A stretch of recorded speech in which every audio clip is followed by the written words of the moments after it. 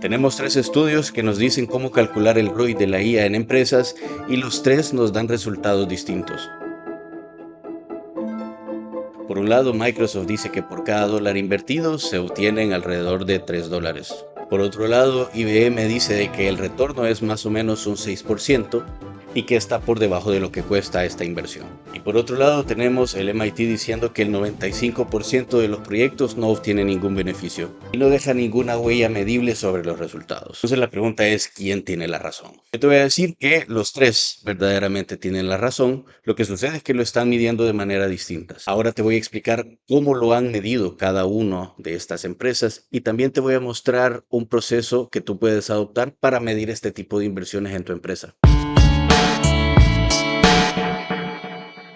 Hola a todos y a todas, yo soy Ricardo de Liorant y te voy a mostrar cómo nosotros medimos el ROI en proyectos de IA.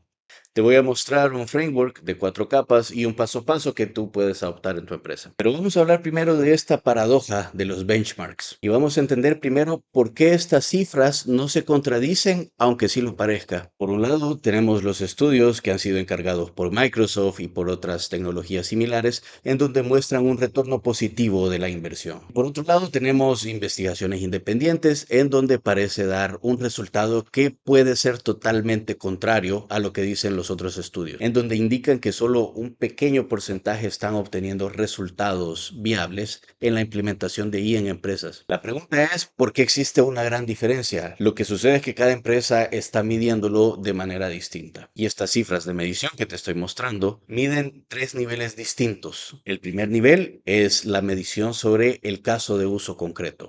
Aquí estamos viendo el caso de uso de un copilot o de un agente sobre una actividad en específico. Luego, el nivel 2 de medición de ROI es cuando se combinan diversos casos de uso en una unidad en específico. Y aquí ya entran otras variables como la capacidad de los tiempos de entrega, el cumplimiento y otras variables que no solo están adjuntas al caso de uso que miramos en el nivel 1. Y el nivel 3, que creo que es el más importante de una empresa, es el retorno real. Podemos llamarlo como ROI corporativo, el EBIT, y lo que verdaderamente está generando flujo de caja o no. Entonces, esto quiere decir que la mayoría de los estudios encargados por tecnología están midiendo el primer nivel, que es un caso de uso concreto, mientras los estudios independientes están midiendo la última capa, que es el retorno verdadero o el flujo de caja sobre la inversión de un caso de uso en específico. Y obviamente la mayoría de los directores financieros van a preguntar por el último nivel, que es el retorno de la inversión. Sin embargo, la distancia es bastante grande entre medir el beneficio de un caso de uso y medir el retorno de flujo de caja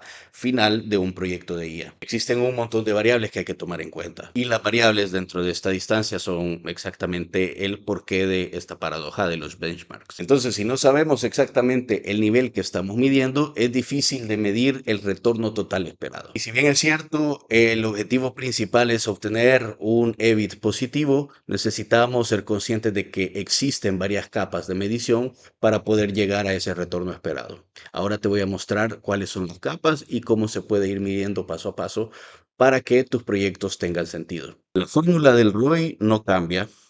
Son beneficios netos menos costes totales divididos entre los costes totales. Sin embargo, lo que cambia con la IA es que cada uno de estos componentes es difícil de identificar y de medir, empezando por los beneficios. Si son beneficios indirectos, por ejemplo, que ayuda a un analista a agilizar su tiempo un 30%, este 30% de agilización no se va a ver medido en los beneficios reales. Y la verdad que ese valor de ahorro de tiempo no va a aparecer como una línea de coste que desaparece, porque el analista sigue ahí, sigue siendo eficiente, pero probablemente va a gestionar más carga. Entonces, para convertir eso en un resultado, necesitamos medirlo de forma deliberada. Y es algo que las empresas aún no están haciendo. Luego vienen los costes que dentro de proyectos de IA están bastante dispersos. Hay costes de licencias, costos de implementación y costos asociados al inicio de un proyecto. Sin embargo, uno de los costos que no se mide también es el tiempo de implementación, que esto hace más difícil medir el beneficio. Uno de los terceros problemas a la hora de medir el ROI son las líneas bases. Por ejemplo, ¿cuánto se tardaba un equipo de marketing antes en hacer una campaña versus hoy que tienen herramientas que agilizan ese proceso. ¿Cuál es ese punto de partida que se utiliza para poder medir el resultado y hacer una comparativa? La mayoría de empresas despliegan las soluciones y luego lo van midiendo. Sin embargo, no hay una línea base para medir el beneficio desde un inicio. Otra dificultad a la hora de medir el ROI es la atribución, porque a la hora de trabajar una persona con herramientas de inteligencia artificial, decir exactamente la IA es responsable de esta parte del resultado es bastante difícil de medirlo, aunque puede parecer bastante fácil. Quinto problema a la hora de medir el ROI es la comparación que tenemos entre el software tradicional, que es una economía prácticamente invertida, porque cuando invertimos en software, generalmente es una inversión inicial alta, pero luego tiene una economía de escala, porque se invierte en construir el software y luego se puede utilizar sin seguir haciendo inversiones. En cambio, la IA pudiera ser totalmente lo contrario, porque puede ser más barata de adoptarse, pero van a tener costos que podrían ser incrementales con su uso. Necesitamos invertir en tokens y entre más la usemos, el costo va a aumentar. Por lo tanto, medir ese beneficio también tiene ese reto. Y aparte de los tokens, también tenemos costos de cómputo si utilizamos modelos en la nube, también inversión de equipos locales en caso queramos utilizar modelos locales, y esto también requiere una inversión. También otros son los costos de entrenamiento en caso necesitamos entrenar un modelo. Y aquí ya nos estamos alejando a la economía de construir software tradicional, porque tienen costos que siguen continuos. Y bueno, ante todas estas variables que pueden ser difíciles de medir, yo te voy a mostrar un modelo de 4 capas para poder medir el ROI de tus proyectos de IA en tu empresa.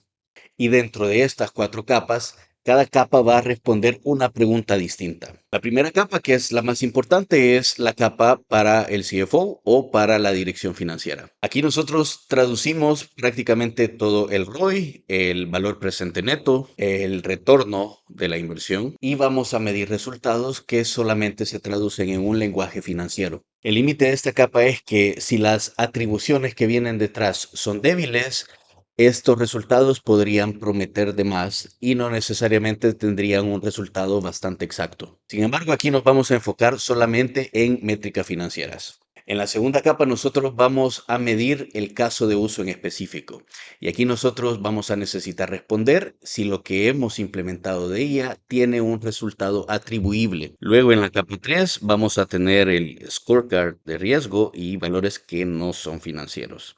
Aquí vamos a mirar si la solución es sostenible, si hay una tasa de error, si se necesita intervención humana y si la adopción y el cumplimiento son flexibles. Y luego dentro de la capa 4 nosotros vamos a medir el framework operativo de flujos de trabajo. Aquí vamos a responder si la IA cambia cómo se hace el trabajo, no solo la velocidad de una tarea suelta.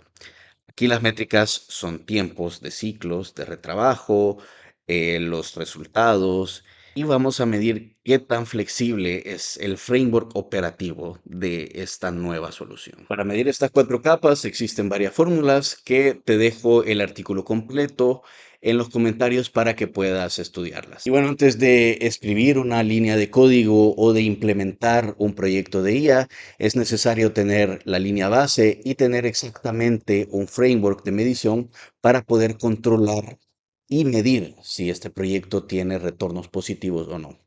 Te recuerdo que el retorno positivo de efectivo es el indicador más importante. Sin embargo, para llegar a esa respuesta hay un camino y una brecha en donde necesitamos medir muchas más variables. Y bueno, espero que esta información te haya sido de utilidad y te pueda servir para poder medir el retorno de tus proyectos de IA. Hasta la próxima.